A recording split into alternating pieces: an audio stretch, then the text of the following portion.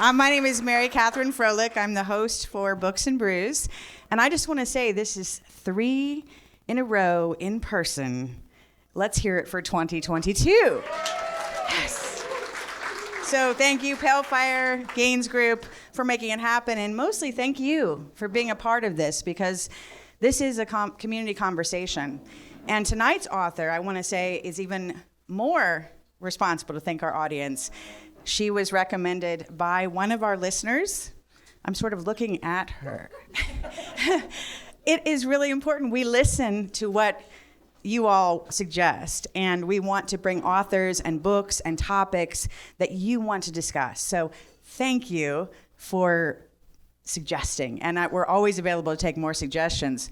So without further ado, I want to introduce our author tonight. Maggie Marangione is a professor of American and Appalachian literature at Blue Ridge Community College.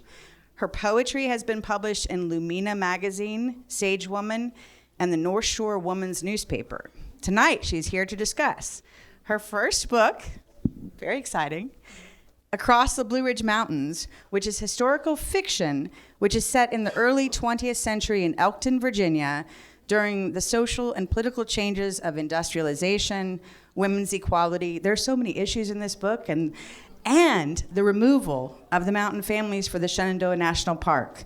Let's give Maggie a warm welcome.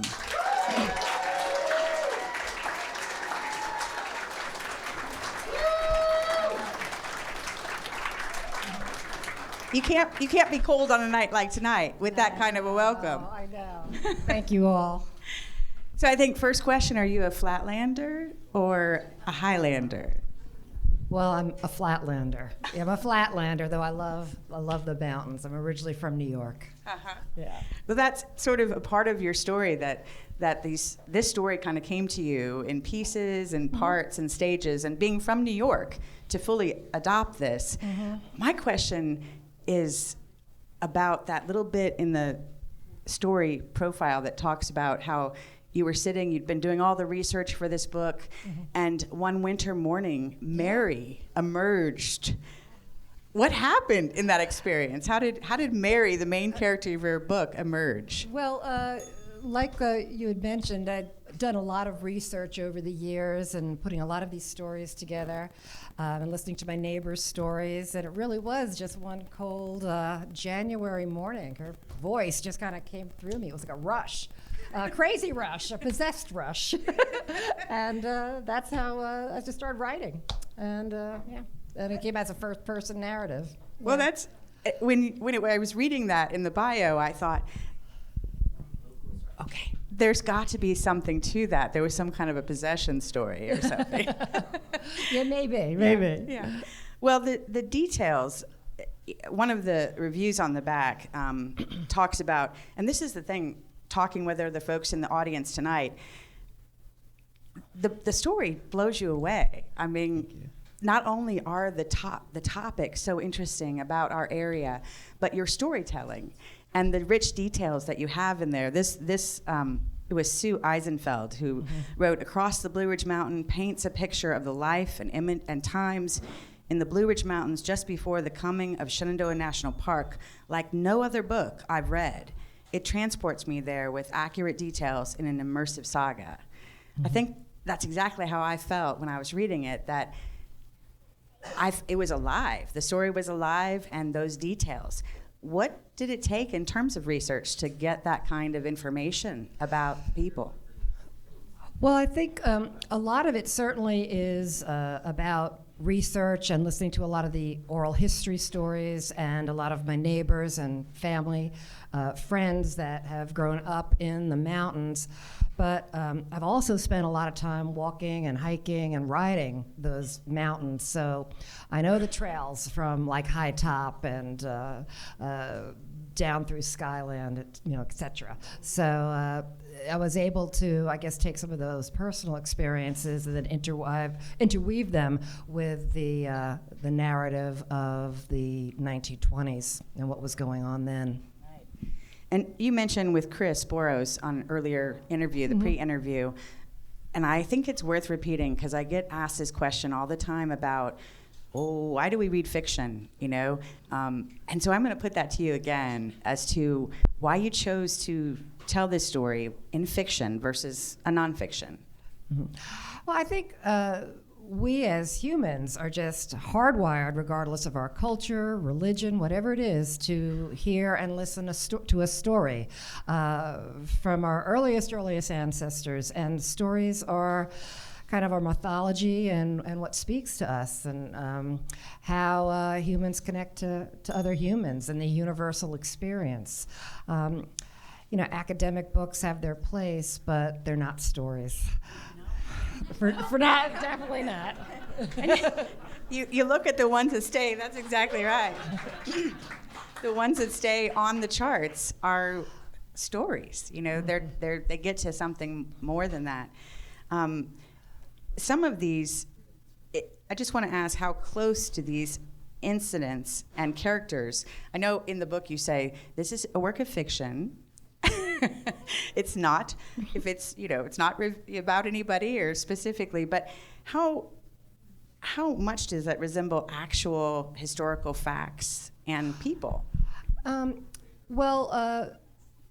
of the things I did was I took, there's certainly characters that have been written about for many, many generations once the park story started to be told, like old Aaron Nicholson and Fennel Corbin, George Freeman Pollock, who owned Skyland. So the more of the historical characters are taken from actual historical references and actual historical stories. So Pollock was the Abrams of Skyland. He was you called him the P.T. Barnum of Blue Ridge. Of the Blue Ridge. Let's say Henry Adams was based a lot on Pollock and his characteristics, because he was quite the showman.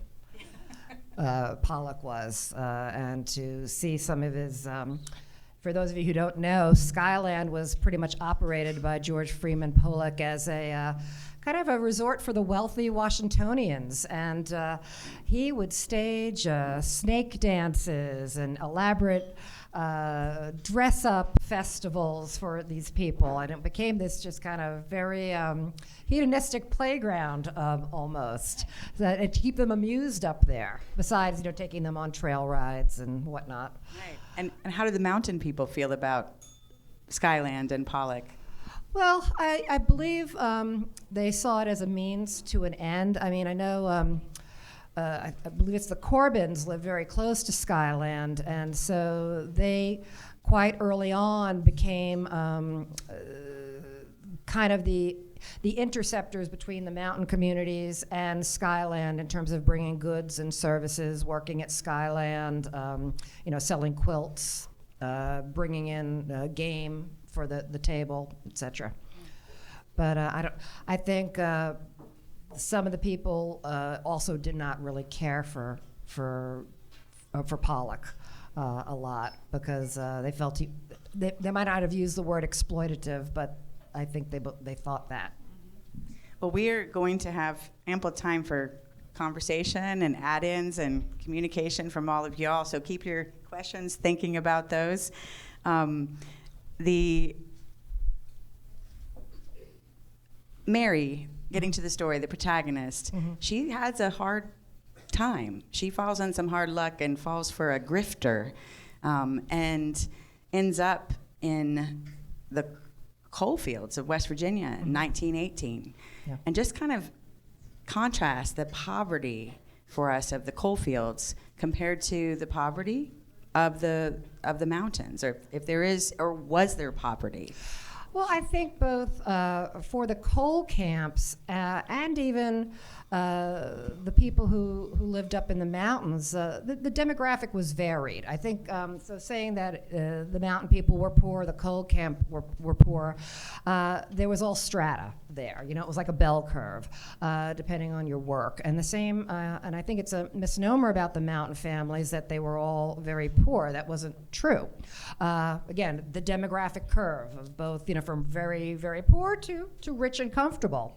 But certainly when you're in a wage economy like in the coal camps, you have a lack of being able to do for yourself and your family, and you're dependent on other people.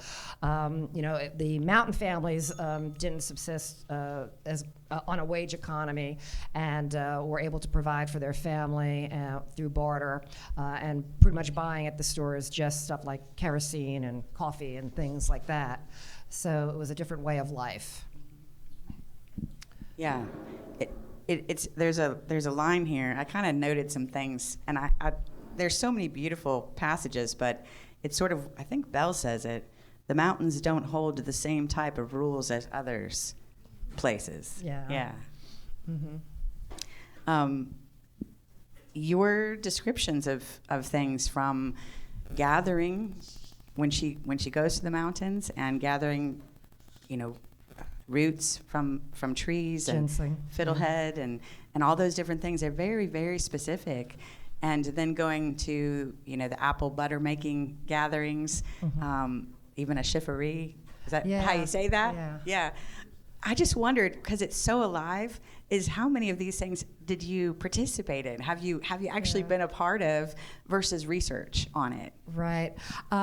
So when I first came down here, I lived in a small mountain town of Vesuvius in Rockbridge, Virginia, and lived way, way, way back in the mountains. And so I would go with my friends and neighbors, for looking for ginseng and the fiddleheads.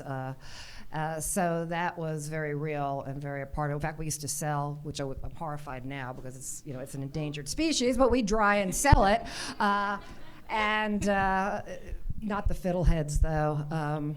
Then certainly through growing my family and raising them in a rural community, and my sons hunted and fished for trout and all those other things. And we butcher hogs and gone to the apple butter boiling. So we've either mostly participated in a lot of those activities. But they're kind of I think a dying way of life. I know from our community in Page County, there's fewer and fewer people who are doing their own hog butchering, every fall.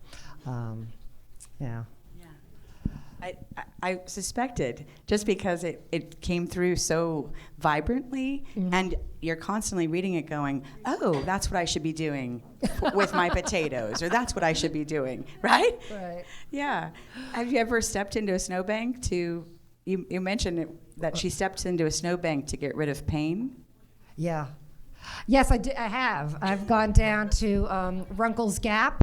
I've got an autoimmune issue, and sometimes the pain in my body gets really bad. And if I walk barefoot in the snow or I immerse my feet in the swimming hole, that ice cold of the swimming hole just pulls it right out. So I do that. There's so many things to learn in this book, I can tell you. Now let's talk a little bit about how the mountain folks who own the land, many for generations, how they went from owner to tenant. I mean, how that happened, and how was it sudden? Well, there were, when you say owner to tenant, I think that's also, there were owners of land up there, families who own their own property, and then there were also, tenant farmers who, the farms were owned by people down in the valley. So there was a mixture of both. So there wasn't a direct shift of going from farming to tenant. I think there was always a mixture up there. But there's, in the book, sort of Mary, who had owned this farm, is suddenly told she's now a tenant of the Shenandoah National Park. Oh, okay, I understand what you're saying. I think that part, knowing that there's going to be a mix, but that seems like it would be a crushing experience. Yes, and the research for that came from the actual letters that people, the mountain people were writing to the government and the park people that are absolutely just horrifically heartbreaking. So they came from the real letters. In fact, the letters that Mary writes are snippets from some of those letters of kind of just begging to keep some of their window panes, some of their lumber. Can't I take, the apples from my trees? You're just going to destroy them anyway. And it was like, nope. So it was really moving. And how many were actually moved or displaced? What was the number of people, and what was the amount of land?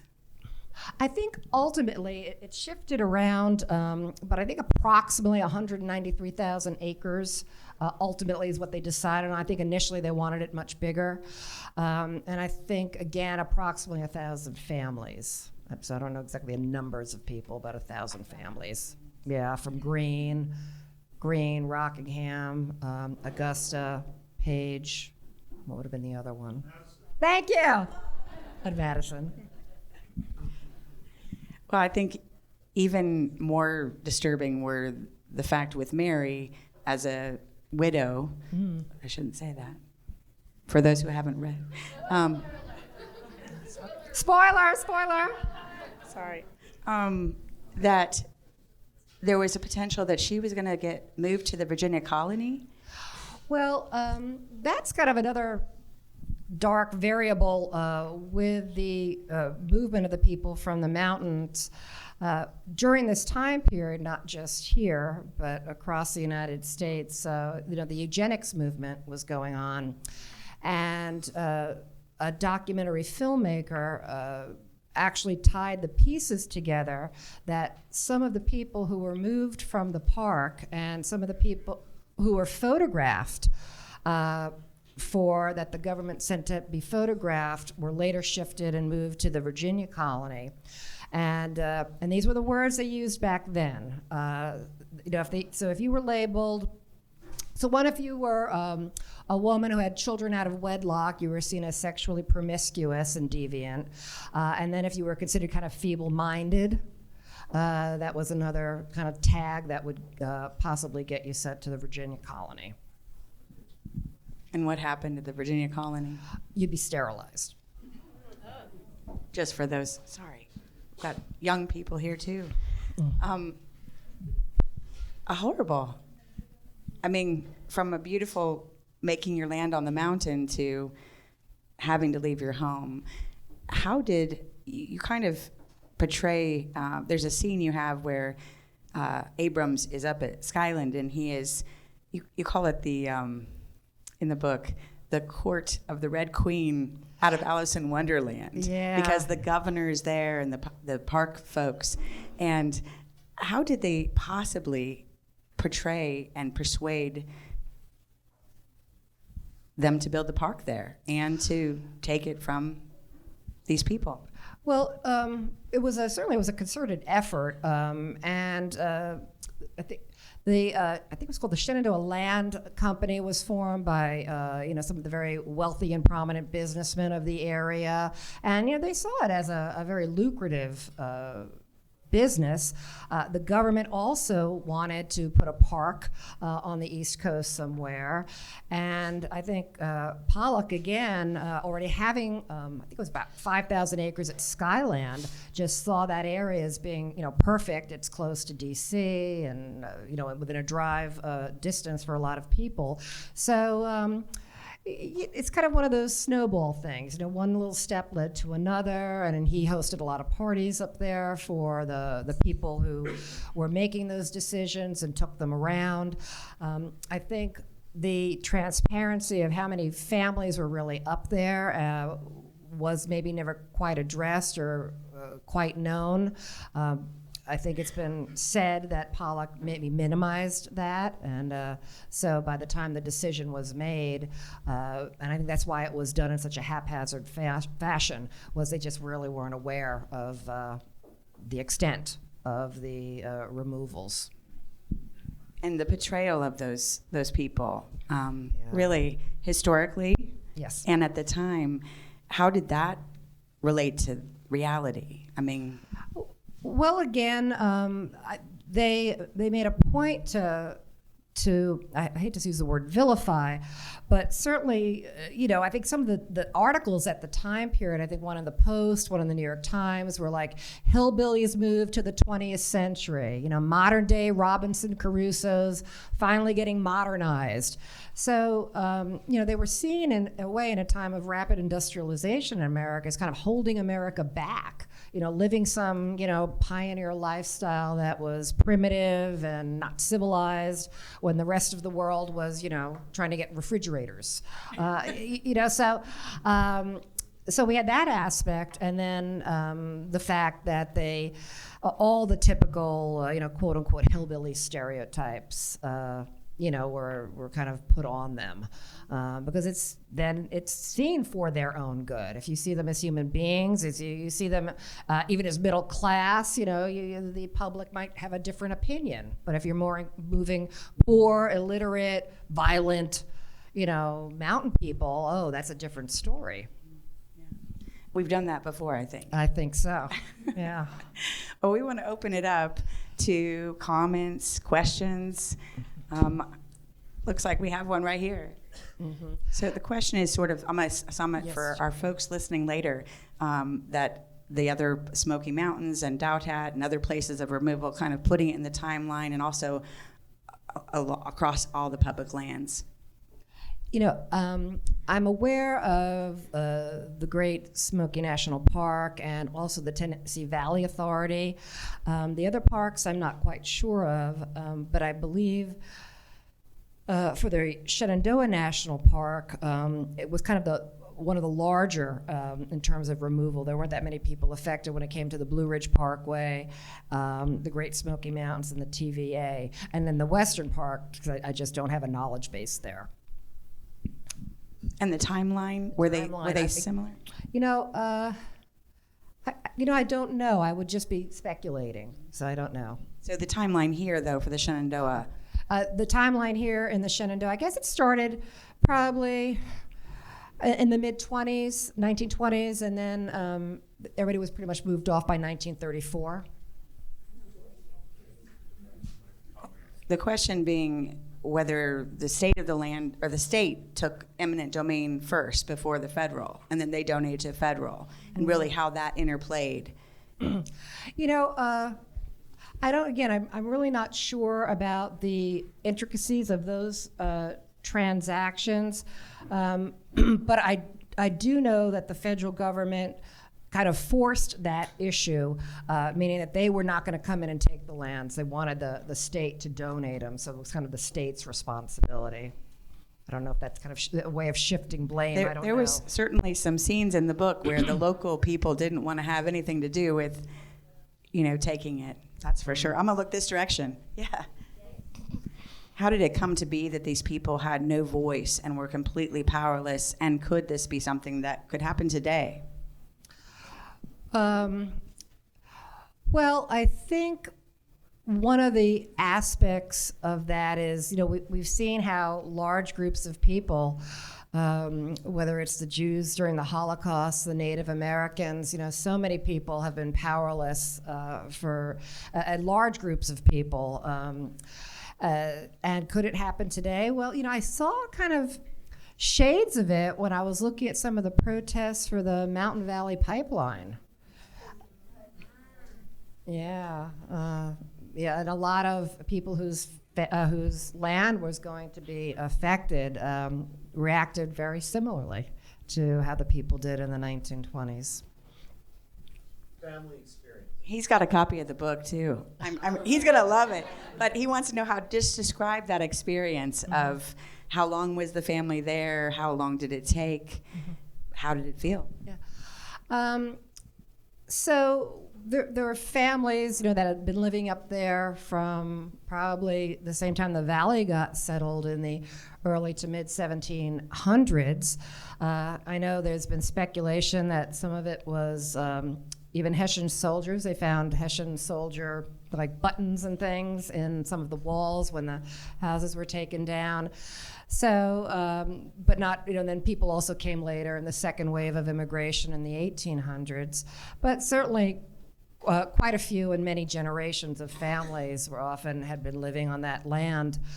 I can't imagine what it would feel like to be told to leave your land. I do know that from what I've seen of how the process went down, it wasn't very transparent. There was a lot of confusion. You know, first they were told they'd be able to stay. They told the park boundaries would be over here. So there was a lot of miscommunication about the removals, and you know, some people did leave willingly, but most did not.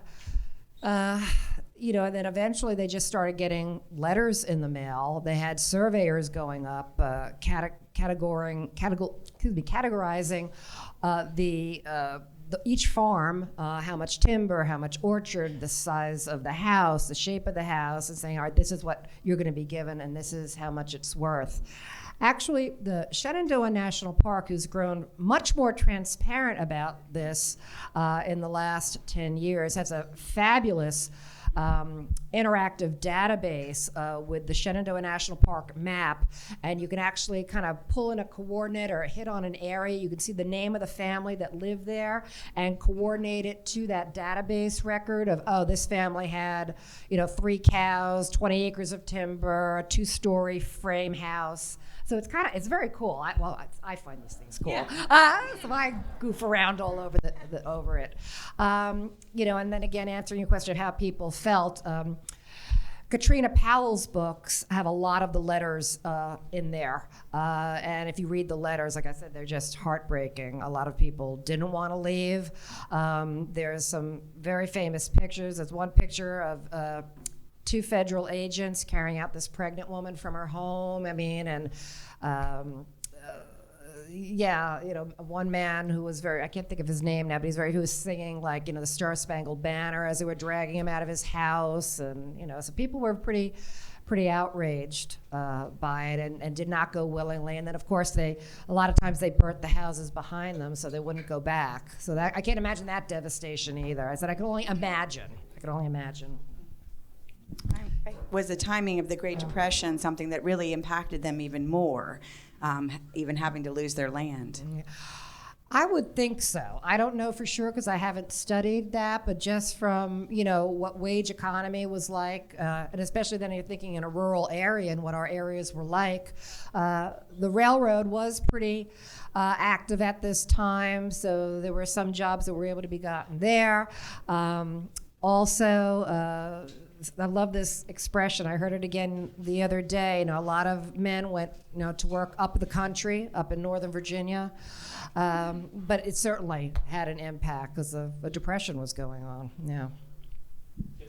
The question is, how many artifacts and relics of the Mountain Fate people have you discovered living where you are? Well, I don't live near the park. I live on the Massanutten Ridge, but I went hiking. Sonia, where were we hiking a few weeks ago? What was that called? Like, where are you, Sonia? I don't know. Pocosin? Yeah, we went down this trail and came across the Pocosin Missionary Church in Homestead, and Sonia was able to find in the woods. She had to walk through the woods to find them. Some unmarked gravestones. I don't think they're. I've gone on to. There's other trails up on those mountains where you can find that stuff. Of course, you're discouraged from. You don't want to take anything, but there's. You can still find the chimneys. You'll sometimes find the rusted out cars, bed springs. Broken pieces of pottery and stuff. And the old foundations. So yeah, that was an example of. Question was, did they get a good deal from the government for their land? That one's kind of hard to answer. I think I've heard across the board that no, like basically you said, they got less than what it was worth. And you got to remember too that this isn't like valley farmland. This is mountain land. And then when you think about these ideas of modernization and the compensation, when this is the type of biases, these surveyors and who would be setting the prices for these things. A 4-bedroom log cabin to them might not seem to be, very financially or merit a lot of pay in comparison to a townhouse. So, yeah, they felt they didn't get what the land was worth. The question is what is the residual effect to later generations? Is there still distrust of authority? Yes, and yes. I think again because of the specific nature of especially those removals. When I look at all the variables and then living in these communities. There is still a lot of distrust, a lot of negativity. People who still feel, well, they're going to hunt ginseng and go hunting on their family land. They can't, they don't really own it. So there's a lot of bitterness. And again, it's the same as a lot of other peoples who've experienced such significant historical and cultural trauma. Yeah. The question is, did they relocate everyone to a central place and give them a way to make a living or not? No, they didn't provide any type of way to make a living. They did provide, in some areas, like I think in Elkton, I know in Ida, what was called resettlement homes. So these were tiny little, modern homes, but you had to prove that you could pay the mortgage before they'd resettle you there. And for a lot of these families who did not have a wage income, that was impossible. And how could they do what they had been doing on the mountain in the city? Right. And I think that was one of the issues that Mary brings up that I tried to stress, when they're telling her to move off. She says, well, how am I going to feed my family off this mountain? Where am I going to get it? Especially for a woman, where is she going to get a job? Yeah, so. The question is, did Adams, who's in the book, kind of like Pollock, profit from, that seemed to be his motivation for bringing people in, did he profit from the park coming? Not as much as he thought he was going to. They pretty much paid him, and then he ended up going back to D.C. Because they did not provide, especially at the time when it first opened up, the idea of concessions and everything. They just kind of pushed him out. The question is, how similar is it to the move of other, like the Native Americans, other people off of their land, off their homes? Well, I would have to say, at least my gut feeling is no, because I think what happened to the Native Americans was just so large scale, and then put on reservations, and that is, so I think it's similar but different, and with a lot of the different ideas and variables that surrounded that. Yeah. Question is, were there any champions for the mountain people at the time that tried to help them and show the nation what was happening? No, not to my knowledge. And I've looked at a lot of material. Yeah, no. As a follow-up to that. Okay. Was there violence? Was there violence? There none that I found that was documented, but there were stories of people, disappearing. Was the national government cheap? Would it have been better if they would have been properly compensated for their land? Well, of course, but the government is not usually known for its largesse, and it's and again, remember they were being, for the majority, they were being moved off that mountain for their own good, So that was a big, theme. Yeah. I knew the New York question would come up. You're from New York. How long coming here? And you heard the possession. She was possessed by Mary. Yeah. But how long did it really take to take a hold of you and call you to write this book?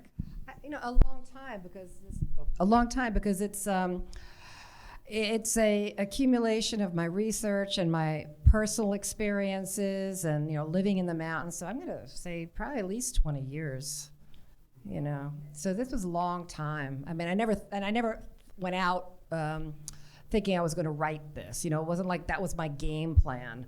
I was writing and publishing a little bit on Appalachian culture and different aspects of the park that I found at local academic conferences, but I didn't have a specific game plan to write a fiction novel about this.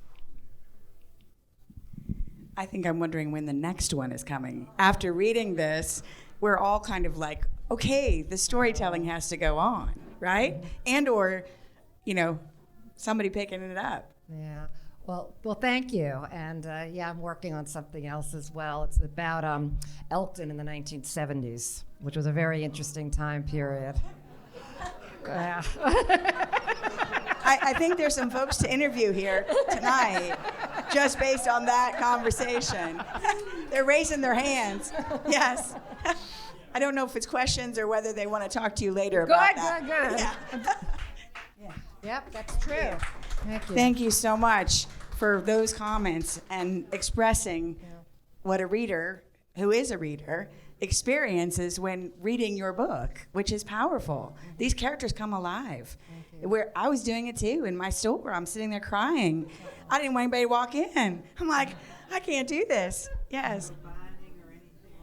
The question is about whether the rights of nature were something that were kind of held and protected by the government coming in and making this. Were the mountain people exploiting the mountains? Well, certainly that was one of the pictures that the government painted, that they had really used the land very hard and the trees, and had exploited the land. That may have been a word that they had used. And certainly, I think the removals are kind of bittersweet because we know, and as anybody who's lived in the valley knows, how much of the land and how much Harrisonburg has changed in 20 or 30 years. We'd be looking probably at another Massanutten up there or something, or vacation homes. So, it is, I am kind of glad that the park is there and that nature is allowed to have wild places and be unfettered. So it's a double-edged sword, and they did say that. Now I don't know for sure if that was true, but that was one of the arguments. Yeah.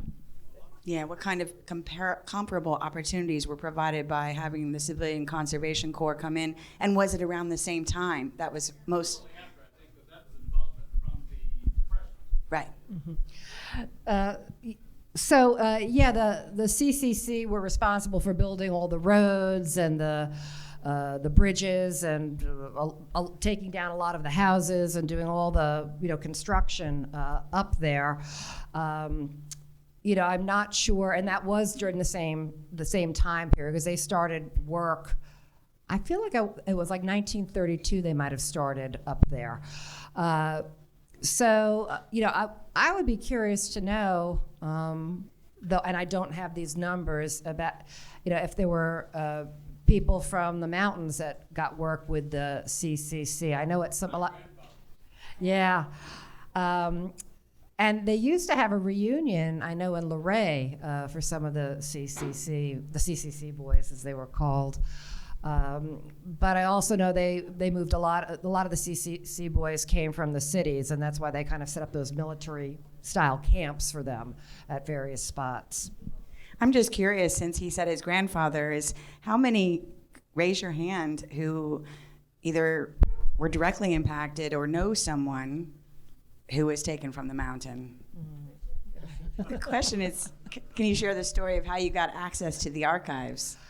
So when I first moved to Page County, and I got interested in the specific story of the displacement, having been a researcher, I just assumed I could call up the Shenandoah National Park and get access to their archives, and they were like, absolutely not. And so I happened to be reading in the Page paper that the Park Service or the S&P was looking for someone to take care of their birds of prey for the winter. That was part of their educational program they used in the summer. So I said, okay, I'll do that.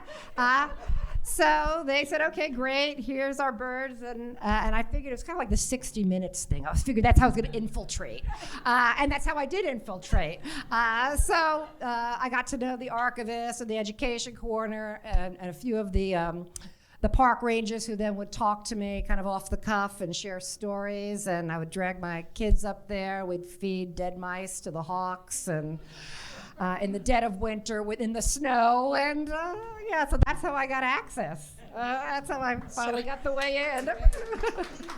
Birds of prey. Remember that when you need to get access. Birds of prey. And I have to say that the Park Service has really changed from their original attitude. Back in the 90s and the early 2000s, they've made a much more significant effort to be a lot more transparent about what went down there. Well, I just want to thank you again for writing this story, for sharing it with us. We do have copies available, not many. I believe they were going out pretty quickly.